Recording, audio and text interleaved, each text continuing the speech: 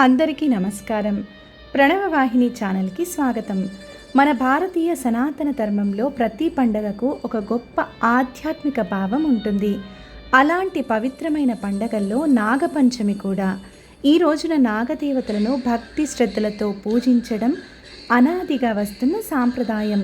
మరి ఈ వీడియోలో నాగపంచమి ఎందుకు జరుపుకుంటాం, నాగదేవతలను ఎందుకు పూజించాలి, దీని వెనుక ఉన్న పురాణ కథ, నాగేంద్రునికి పెట్టాల్సిన నైవేద్యాలు, జరిపించాల్సిన మంత్రం, వీటన్నింటి గురించి వివరంగా తెలుసుకుందాం. మన సాంప్రదాయంలో నాగులను ఎంతో విశిష్టమైన స్థానం ఉంది. శ్రీ మహావిష్ణువు శయనించే శయ్యగా ఆదిశేషుడు, సముద్ర మథనంలో తాడుగా ఉపయోగించిన మహానాగు వాసుకి, పరమశివుని మెడలో ధరించిన నాగరాజు, శ్రీ సుబ్రహ్మణ్య స్వామిని నాగేంద్రుని స్వరూపంగా కొలుస్తాం. అందువల్ల నాగులు కేవలం సర్పాలు మాత్రమే కాదు, దైవత్వానికి ప్రతీకలుగా భావించబడతాయి. మన పురాణాల్లో తక్షకుడు, కర్కోటకుడు, పద్ముడు, మహాపద్ముడు, శంఖపాలుడు, కాలికుడు వంటి సర్పాలు ప్రసిద్ధి చెందిన నాగులు. శ్రావణ శుద్ధ పంచమి అనేది సనాతన ధర్మంలో నాగదేవతలకు అంకితమైన పవిత్రమైన పర్వదినం. ఈ రోజున ఎందుకు పూజించాలి అంటే, మహాభారత యుద్ధం తర్వాత అర్జునుని మనుమడు పరీక్షిత్ మహారాజు హస్తినాపురాన్ని పాలించేవాడు. ఈయన ఒకరోజు వేటకు వెళ్ళాడు. దాహం వేసింది. అక్కడ ఎవరూ కనిపించలేదు. నీరు కూడా అందుబాటులో లేవు.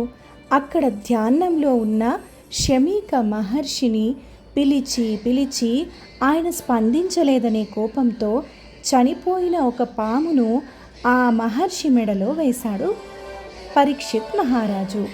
ఈ విషయం తెలుసుకున్న మహర్షి కుమారుడు శృంగి కోపంతో పరీక్షిత్ మహారాజును ఈ రోజు నుండి 7వ రోజు తక్షకుడు అనే సర్పం వచ్చి పరీక్షిత్ మహారాజును కాటువేయాలి అని శపించాడు. అలాగే జరిగింది. పరీక్షిత్ మహారాజు చనిపోయిన తర్వాత ఆయన కుమారుడు జనమేజయుడు తండ్రి మరణానికి కారణమైన తక్షకునిపై కోపంతో సర్పయాగం మొదలుపెట్టాడు. భూమిపై ఉన్న నాగులను అగ్నిగుండంలో పడవేయసాగాడు. తక్షకుడు ఇంద్రుడి దగ్గర ఆశ్రయం పొందాడు. ఆ సమయంలో నాగమత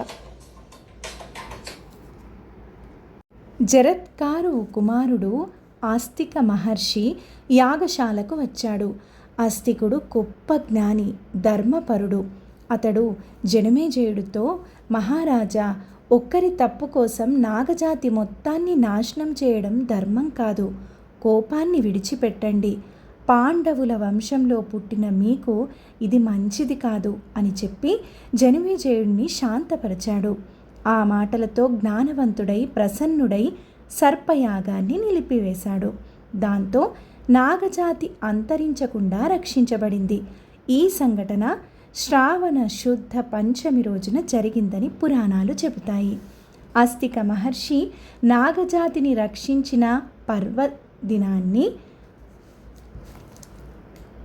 జ్ఞాపకంగా ఈరోజు నాగుల పంచమి జరుపుకోవడం ప్రారంభమైంది. నాగదేవతను ఈ పంచమి రోజు పూజించడానికి ఉదయం ఇంటిని శుభ్రపరిచి, స్నానం చేసి, శుభ్రమైన వస్త్రాలు ధరించి, పూజ గదిలో దీపం వెలిగించి, చేతిలో కొద్దిగా అక్షతలు తీసుకొని సంకల్పం చేయాలి. నాగదేవతల అనుగ్రహం కోసం మా కుటుంబ ఆయు ఆరోగ్యాలు, సౌభాగ్యం, సంతానాభివృద్ధి, సుఖశాంతుల కోసం ఈ నాగపంచమి పూజను భక్తి శ్రద్ధలతో చేస్తున్నాను అని చెప్పుకొని అక్షతలు, నీళ్లు వదిలిపెట్టి కలశ పూజ చేయాలి.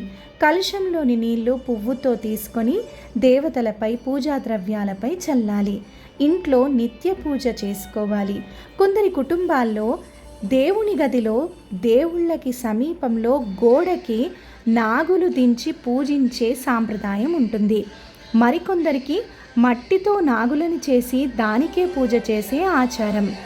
మరికొంతమందికి పుట్టకి వెళ్ళి పుట్టలో పాలు పోయడం, ఈ సాంప్రదాయం కూడా ఉంటుంది. మీ ఇంట్లో ఎలాంటి ఆచార సాంప్రదాయాలు ఉంటే అవే పాటించాలి.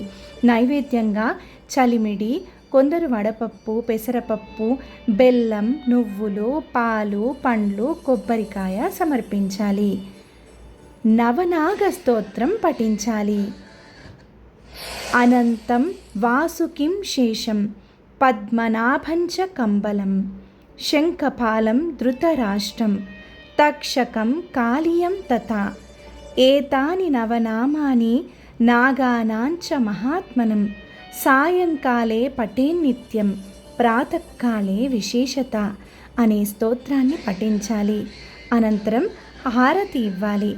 హారతి తరువాత ప్రసాదం అందరికీ పంచాలి.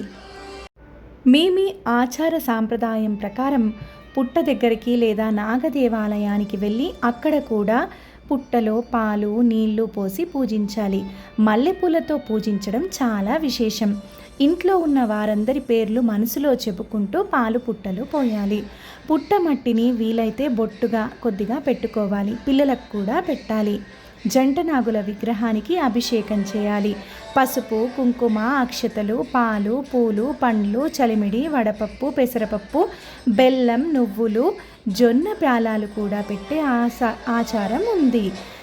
వీటిని నివేదించాలి. మధ్యాహ్నం భోజనం చేయాలి. రాత్రి ఉపవాసం ఉండాలి.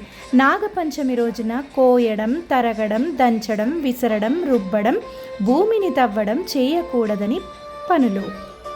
దీని వెనక భయం కాదు. పూర్వం ఇలాంటి పనుల వల్ల నేలలో ఉండే చిన్న జీవులు, పాములు, వాటి గుడ్లు నష్టపోయే అవకాశం ఉంది. కాబట్టి ఈ ఒక్కరోజైనా ఏ జీవికి హాని చేయకూడదు అనే గొప్ప సందేశంతో ఈ ఆచారం ఏర్పడింది. ఈరోజు మరో అందమైన సాంప్రదాయం అన్నాతమ్ముళ్ళకి అక్క చెల్లెళ్ళు కళ్ళు కడగడం. ఇది ఆచారం మాత్రమే అయినా తోబుట్టువుల ప్రేమకు, ఆయురారోగ్యాల కోసం చేసే ఆశీర్వాదానికి ప్రతీక. నాగుల పంచమి పూజ అంటే కేవలం కోరికలు తీర్చుకోవడం మాత్రమే కాదు. మనలోని అహంకారాన్ని విడిచిపెట్టడం, ప్రకృతిని గౌరవించడం, ప్రతి జీవిని ప్రేమించడం, కుటుంబ సభ్యుల ఆరోగ్యం, ఆనందం, సుఖశాంతి కోసం ప్రార్థించడం. ఇదే నాగదేవతల పూజ యొక్క నిజమైన అర్థం. నాగదేవతల ఆశీస్సులతో మీ ఇంట ఆనందం, ఆరోగ్యం, ఐశ్వర్యం, సంతానాభివృద్ధి, సంతాన సౌభాగ్యాలు నిండాలని మనస్ఫూర్తిగా కోరుకుంటున్నా. ధన్యవాదాలు. సర్వే జనా సుఖినో భవంతు.